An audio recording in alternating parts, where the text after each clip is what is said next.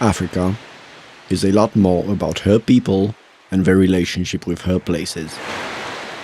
As all important lands, she has her own heroes, her own gods, and her own legends. On the continent's western side lies a country which has witnessed crucial episodes of our world's history. Welcome to what we today know as Senegal.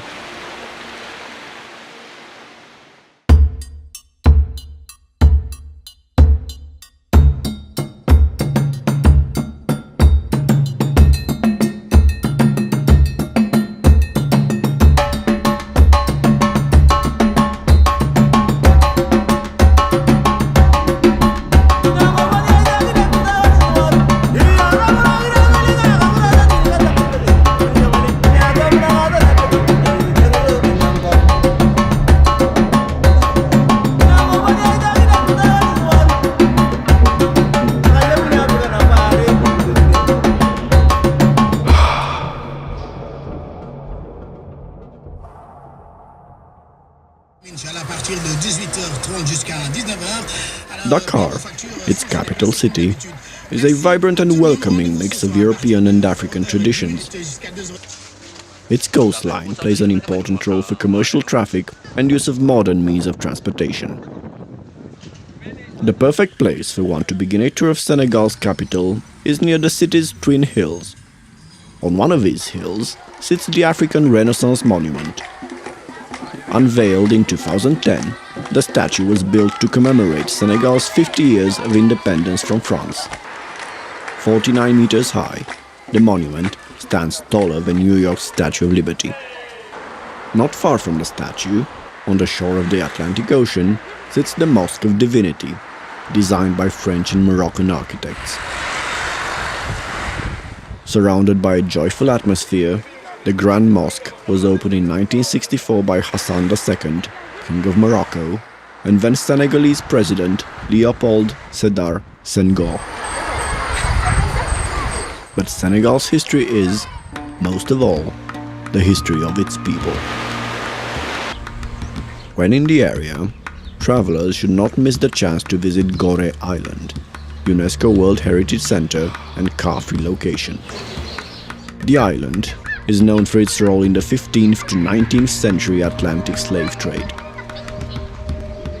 Half an hour away by ferry from Dakar, and you'll get to visit several museums and the remains of colonial era which still attract tourists. Amongst them is the House of Slaves and its feared door of no return. The last time slaves would ever see Africa again.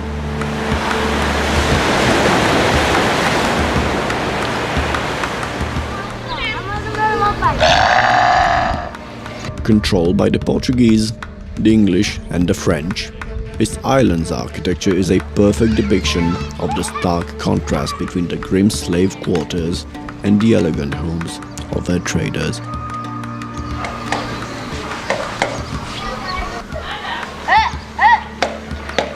Nowadays, some of these houses have become hospitals, schools, or even shelters for people coming from the mainland to find work. The Senegalese also make a living by working at La Crozet, not far from Dakar. It draws its name from the pale pink color owed to its large amount of algae and high salt content.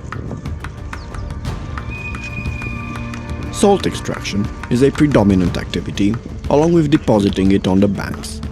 A woman will carry up to 1 ton of salt per day. For this, she will earn approximately $15.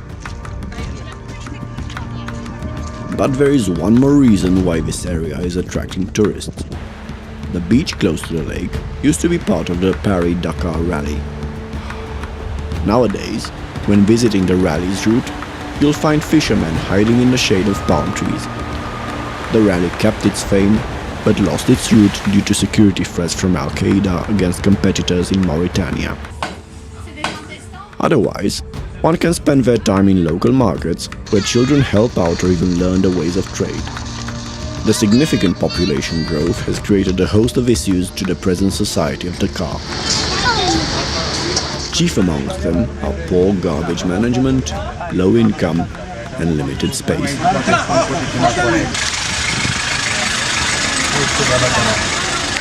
Because of the large number of children, teachers are left with little to no means of providing education to the youngsters. Thus, children end up begging in the streets. When it comes to education, youngsters seek work and do not continue their studies, unfortunately. They must provide for their families. With corruption that attacks us even before we are born, and poorly paid law enforcement, we stand no chance. We have access to tap water, we drink it without any problems, but tourists prefer to drink mineral water. Usually, families here are made up of 15 to 20 people, and we have only one way to gather enough food for all. Each and every one of us brings back home what he or she finds, so we can all have something to eat. So we are fine like this. It's not like in Europe where you live with your family of 2, maybe 3 people. It is quite usual here to feed 15 to 20 people at one table. I live with my mother and father, and we are comfortable like this, as a one big happy family.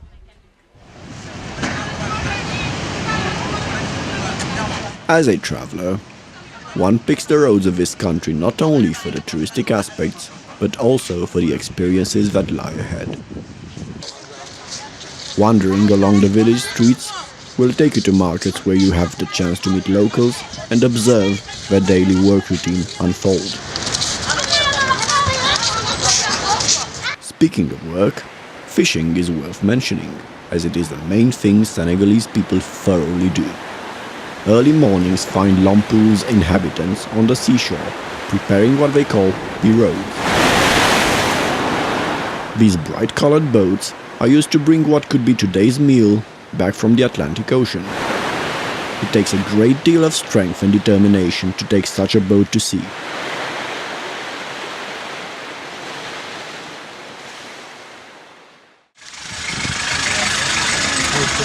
Although there are over 10 ethnic groups in Senegal, 5 of them are predominant. The largest is Wolof, and it is found in the northwest and the country's center.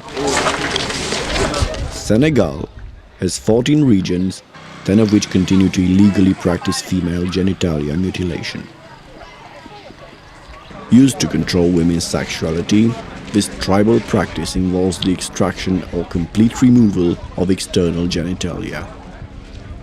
This is a sensitive topic as it is still being practiced, although it has been banned by law in 1993.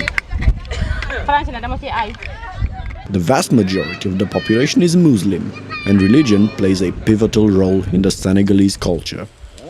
Yet, freedom of religion is preserved by their constitution.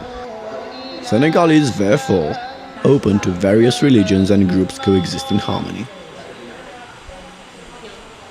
Traveling further inland will take you to Touba, the holy city of Mouridism, the brotherhood of God-sent leaders.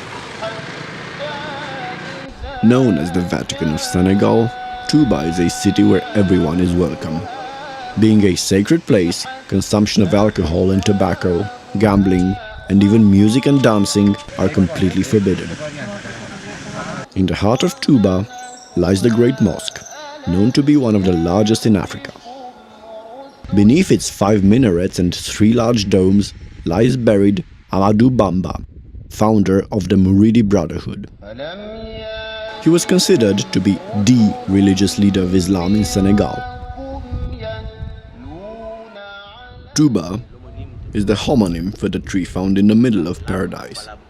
This symbolic tree represents an aspiration towards spiritual perfection and closeness to God, and the houses found in its proximity were blessed. A holy and independent city, Touba does not rely on Senegal, but on the general caliphate of Moulin.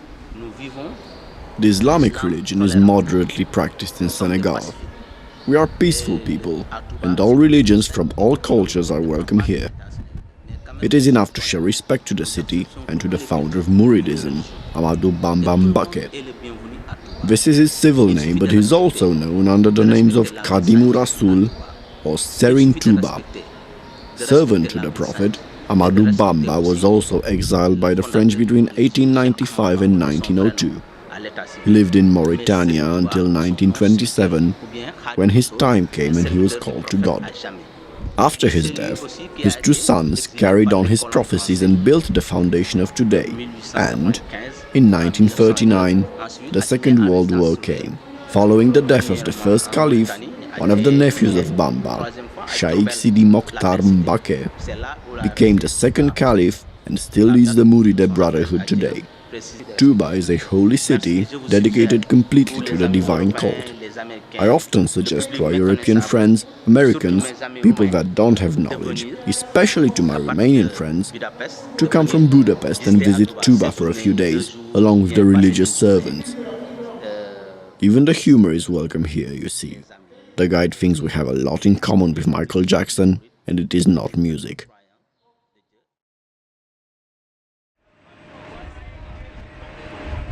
Senegal reveals a vibrant world, a world we're definitely not used to see every day. Take the Fishermen's Festival in Mbour, for example. Using locally specific means of transportation is the best way to get to the center of the action. This city has an important fishing port lying on the Petite Côte, close to Sali. A cultural melting pot, Mbour serves as an important meeting point for ethnic groups, making it a good tool for touristic improvement. The pirogue contest is in its full swing, but our eyes are drawn to the booming atmosphere that surrounds the entire place. In the name of their Islamic leader, the contest takes place close to the shore and the whole village is there to observe. The feast may begin with the crowd celebrating its winners.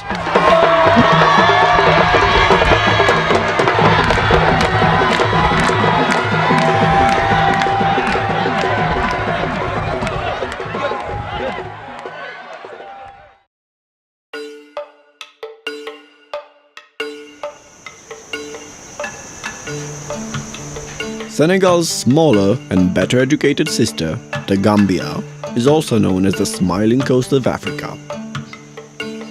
After spending a while here, it becomes apparent why. Cannabis grows naturally in the Gambia and it has been used as a recreational drug for centuries. Here, life takes place at a more relaxed pace. The activities are touristically intended as tourists from Western Europe often come here to spend relaxing holidays.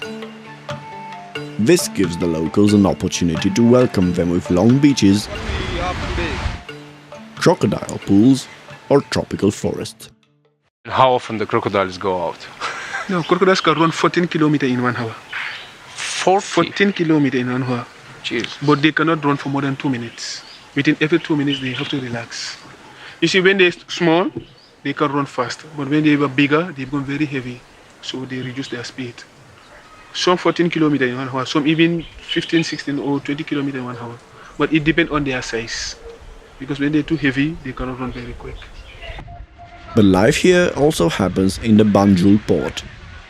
This is the place where men go searching for work or an escape ticket aboard a boat off to see the world. Italiano, però voi non parlate italiano.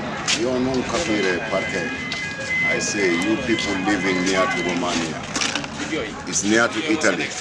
Why can't you not speak Italian? Romania, Italy, Bulgaria, Yugoslavia, Hungary, Albania, Czechoslovakia. You are a real traveler, huh? May I use world map? I don't know in Romania, Constanța, how does it work? Why come and be your stranger? How does it work? So what do you think? It's a small world or not? Is it a small world out there? No, a big world. A big one, huh? It's not small, it's a big world. Very, very big. I will not be a fool on the road. That's why I used to always react in that manner. Is it hard life on the ship? Is it hard life to work on the ship? No, not hard life. It's only You will not keep loneliness, but your first thing is don't think about your home or your madam at home too much. But you look pictures, still you are tired every time. Yeah.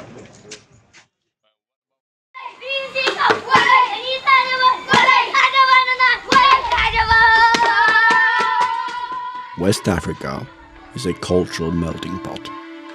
The main thing to aim for when traveling should not be tourism for the sake of tourism, but also gathering valuable life experiences, precious cultural information, and last but not least, human bonding between people from seemingly different worlds.